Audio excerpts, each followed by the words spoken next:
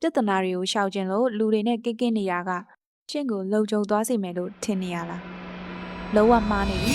ဒါကစာရေးသူ Robert Greene ရဲ့အာနာနိယမ48ချက်တည်းကလောနံပါတ်18ပါအမှန်တရားကိုပြပြတသားပြောပြမယ်ကိုကာကွယ်ဖို့ဆိုပြီးတော့ခန္ဓာကြီးတစ်ခုတိဆောက်ပြီးတယောက်တည်းပုံနေတာကရှင့်ကိုအလွယ်ကူဆုံးပြစ်မှတ်တစ်ခုဖြစ်သွားစေရပဲလောကကြီးကအနေများတယ်ရန်သူတွေကလည်းနေရာတိုင်းမှာအချိန်မရွေးရှိတတ်တယ်ဒါပေမဲ့သူတို့နဲ့ဝေးရမှာခက်ခွာခွာသွားနေလိုက်တာကရှင့်စီရောက်လာမဲ့သတင်းအချက်လက်တွေကိုကိုယ်တိုင်ဖျက်တောက်လိုက်တာနဲ့အတူတူပဲ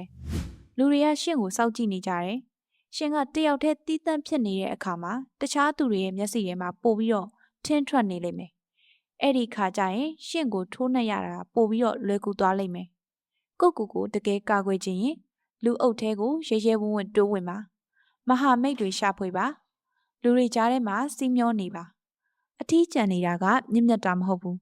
ကိုသေးတွင်ကိုတူးနေရပဲလူအုပ်ကြီးရတာရှင့်ကိုရန်သူတွေရဲ့မျက်စိအောက်ကနေအကောင်းဆုံးကာကွယ်ပေးနိုင်မဲ့အခိုင်မာဆုံးဒိုက်ကာဆိုတာကိုသတိရပါမှတ်ထားပါအထီးကျန်ခြင်းဆိုတာအားနည်းတဲ့သူတွေရဲ့မိုင်မဲတဲ့ရွေးချယ်မှုတသက်ပဲ